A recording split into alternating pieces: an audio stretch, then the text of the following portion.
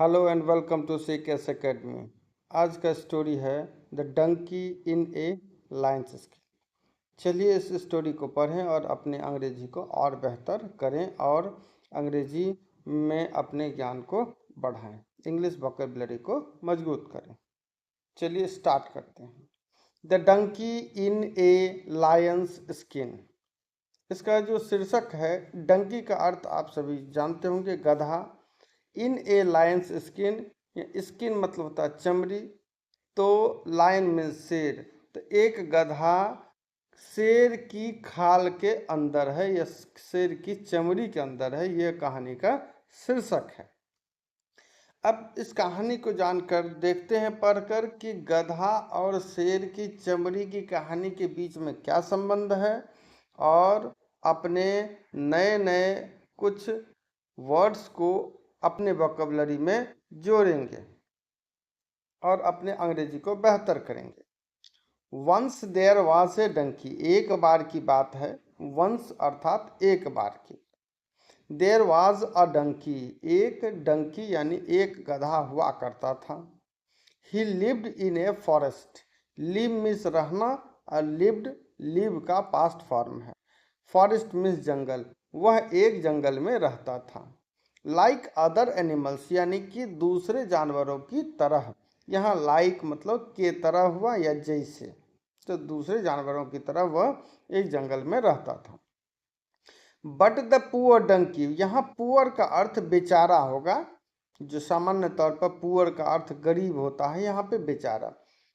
But the poor donkey was not happy there, there means वहाँ, तो लेकिन वह जो बेचारा डंकी था यानी गधा था, वो वहाँ प्रसन्न नहीं था, अर्थात जंगल में प्रसन्न नहीं था।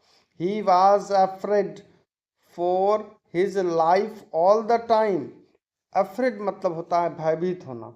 उसे अपने जीवन को लेकर हमेशा भय बना रहता था, यानी उसे हमेशा अपने जीवन को लेकर भय था।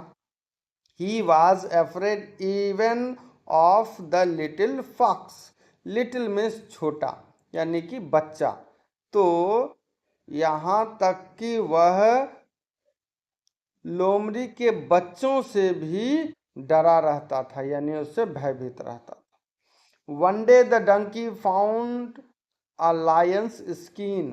फाउंड जो है फाइंड का पास्ट फॉर्म है, तो एक दिन डंकी को फाउंड यानी कि फाइंड का पास्ट फॉर्म है, तो फाइंड का अर्थ होता है पाना, तो इसका मतलब हो गया पाया। तो एक दिन गधे को शेर की खाल मिली। He said to himself, said say का पास्ट फॉर्म है।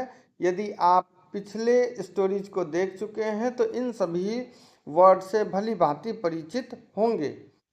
अगर नहीं देखे हैं तो अवश्य देखें पिछले स्टोरीज को। ही सेड टू हिमसेल्फ, उसने स्वयं से कहा, I will put on the lion's skin, मैं लायन के खाल को यानी शेर की खाल को पहन लेता हूँ या पहन लूंगा।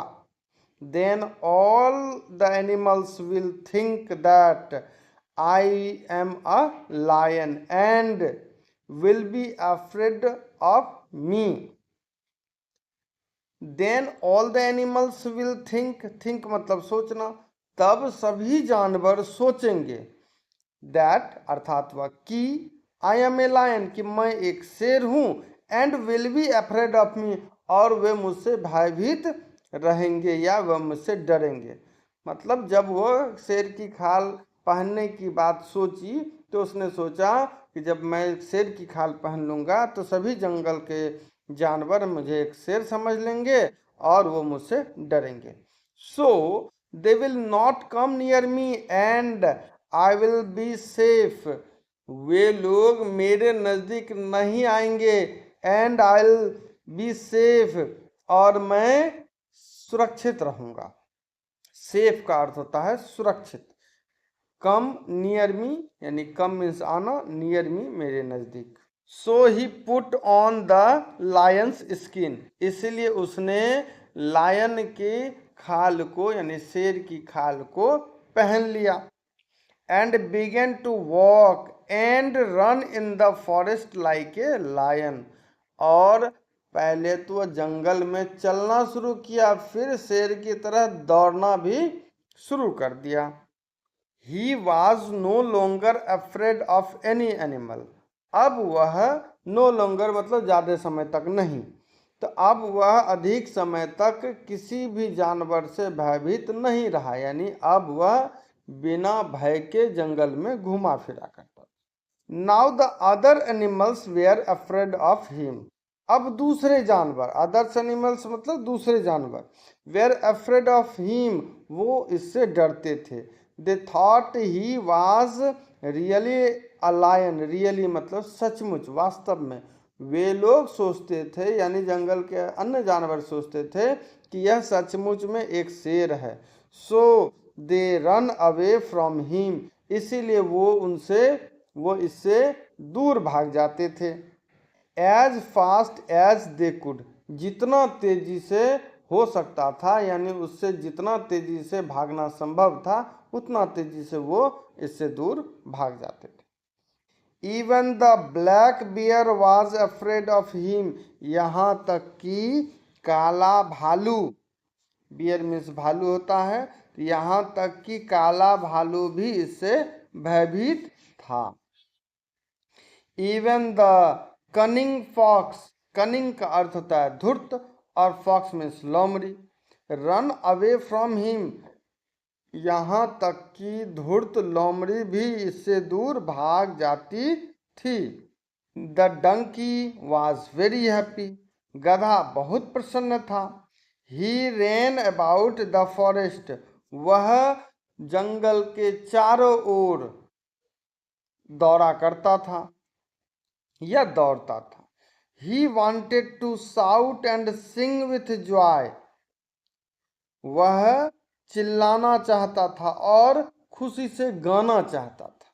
मतलब जब गधे को पूरे जंगल में घूमने में कोई डर नहीं लग रहा था, तो इसकी खुशी में वह गाना और चिल्लाना चाहता था।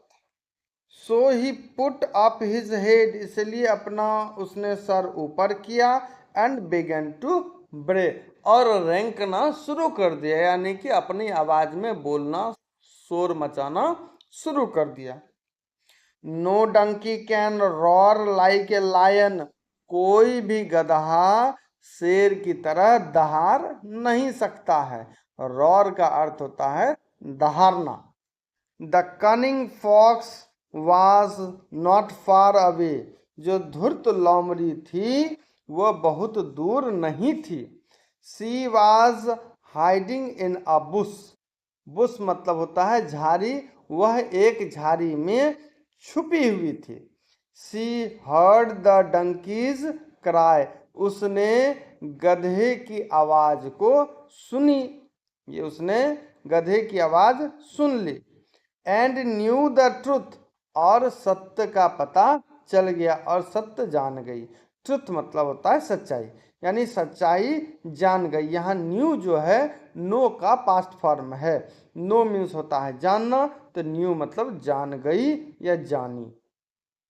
सी now knew that he was not a lion, अब वह जान गई कि वह शेर नहीं है। सो she came out of the bush and called back the other animals, इसीलिए वह झाड़ी से बाहर आ गई और दूसरे जानवरों को बुला ली या वापस बुला ली। He is not a lion, she said, उसने कहा यह लायन नहीं है या वह लायन नहीं है। He is only our old friend the donkey, यह केवल हमारा पुराना मित्र डंकी यानी गधा है।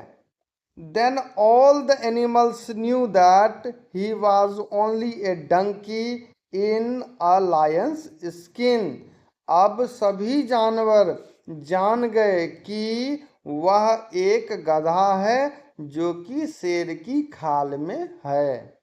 सो दे केम बैक रनिंग, इसीलिए वे लोग दौड़ते हुए आए। द पुअर डंकी, बेचारा गधा, रेन अवे फ्रॉम देम, उन लोगों से दूर भाग गया।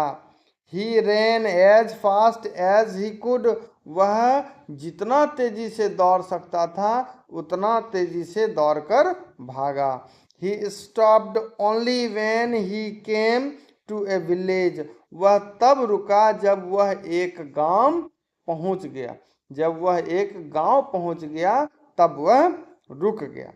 He began to live in the village and never went back to the forest. वह उसी गांव में रहने लगा और कभी वापस जंगल में नहीं गया। इस तरह ये कहानी यहीं पे समाप्त होती है। हम धीरे धीरे कहानी के स्टैंडर्ड्स को बढ़ाएंगे, तब तक आपकी रुचि जगती रहे, इसीलिए कुछ और आसान कहानियों से आपका परिचय कराएंगे। आप इसको पढ़ें, इसको सुने, इसे बार बार देखें और जो भी शब्द आप नहीं जानते हैं उसको याद करें, ताकि आपकी जो शब्दकोश है, आपका जो शब्दकोश है, आपकी जो वोकैबुलरी पावर है वो बढ़ती जाए और आपका अंग्रेजी और इम्प्रूव होता जाए। आज के लिए इतना ही, धन्यवाद।